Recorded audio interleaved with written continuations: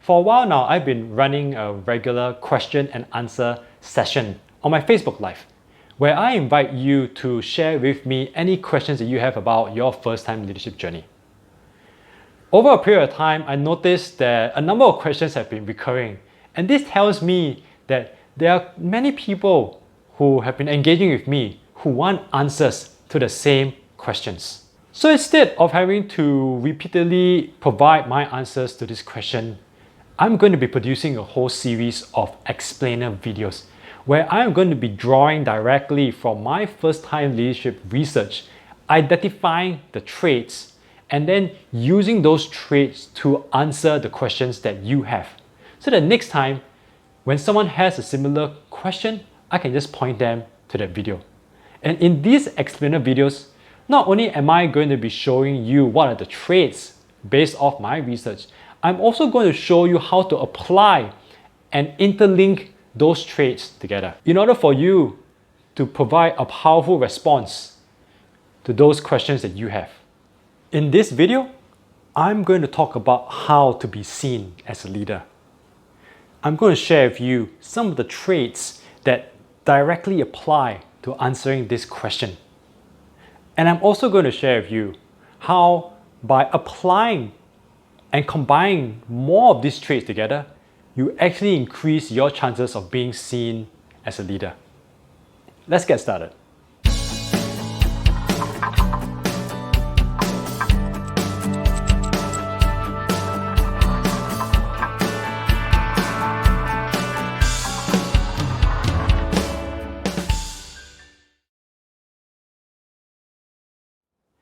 One of the first things that you have to realize is that leadership starts in your mind. How you lead yourself is how you're going to lead others. So if your personal life is a bit of a mess, it's going to negatively affect your leadership. And while we are on this topic that leadership starts in your mind, you got to realize as well that leadership is about bringing others to their success. What can you do right now? It doesn't matter whether you are formally leading a team or you're still an individual contributor and you have no one reporting to you. The question that I want you to ask yourself is, what can you do right now? What available authority do you have that you can leverage on? What are the knowledge that you can share? Perhaps you are able to contribute resources. When you can bring others to their success, then that gives you a higher chance of being seen as a leader.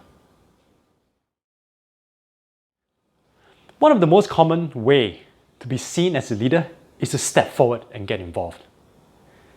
But here's the thing.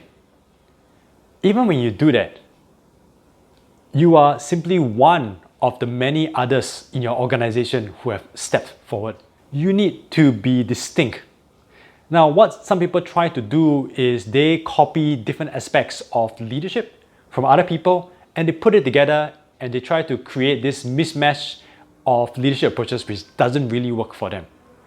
What you need to do is to be able to create your unique leadership approach so that you stand out as the leader that only you can be. Your unique leadership approach is simply how you interact with other people. And it's formed based on this combination of your personal values, your strengths, and your personality. In fact, your personal value, your strengths, and your personality heavily influence how you lead yourself. And remember what I said about how you lead yourself is how you lead others. When you gain more clarity as to who you are as a person, you will have an idea of how you lead yourself, which in turn will give you a very clear indication of how you are going to lead others. And when you have gained enough clarity in your personal value, strengths, and personality, you can then piece together your unique leadership approach. And when you have your unique leadership approach, you will then have an idea of how you will lead others. So let me give you an example. Let's say you are someone who highly values harmony in your life. Then there's a very likelihood that when you are leading others, you will also value harmony in how you lead others and in how others are interacting with each other. When others choose to follow you, part of it is that they want to know who you are as a person. Your followers want to know that your words, actions, and decisions are going to be aligned with the person that you are and who you are as a leader and why you are choosing to lead. Your followers want to know that there's no ulterior motive in your desire to lead and that you're being as transparent as you can be. Basically, your followers want consistency in you as a person and you as a leader. And the best way to do that is to really be yourself. And this is why it's so important to be clear, to gain that clarity into your personal values, strengths, and your personality. The more you know yourself, the more you're able to lead yourself, which in turn extends to how you lead others. And when you're able to lead others consistently, this creates an impression and it gives your followers a very good sense of who you are as a person and as a leader. So if we were to use the harmony value as an example, so once again, harmony is something that you highly value in your life. And it's a value that is extended to how you lead others. And in fact, harmony is something that will be sensed in your words, actions, and decisions. And because there's consistency, because you know that you are living up to that value of harmony and you're being consistent about it, people will have a sense, will have that impression that harmony is important to you. And so your decision making, your action taking, the words that you use is going to be guided by this value of harmony. And so there's consistency, there's no nasty surprises, and it allows your followers to feel safe in your leadership as a result. Many first-time leaders want to know how they can motivate their team.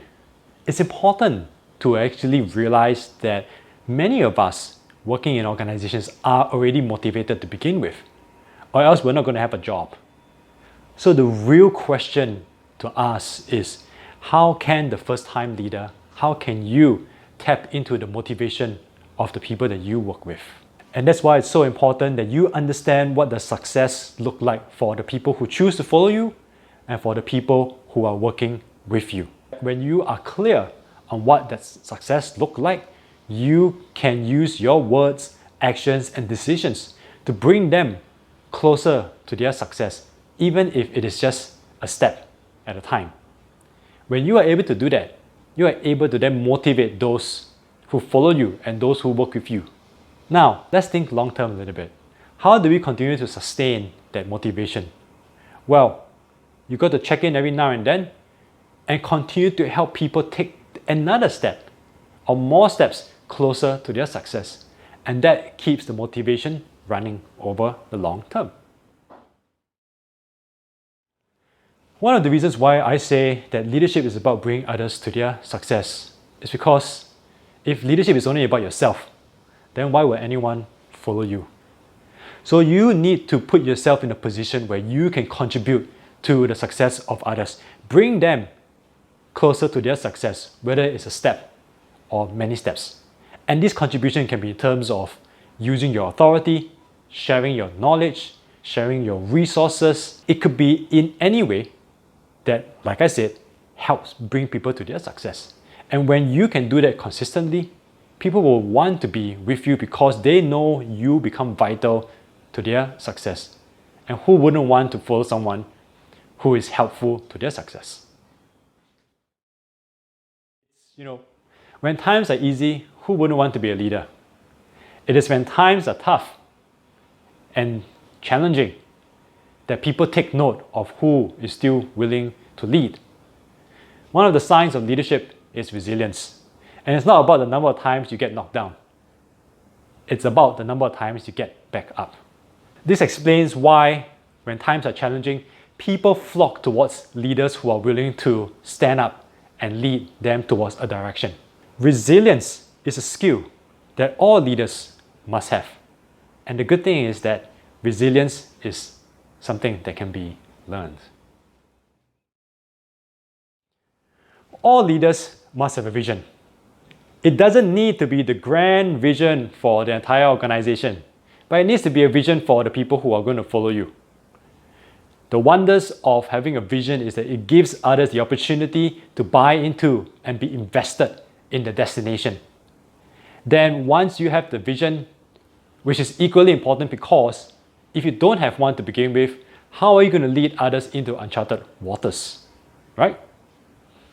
Having a vision and then helping people realize the steps to get towards that vision is important, because when you are able to do so and get people to the destination, they will see you as a leader.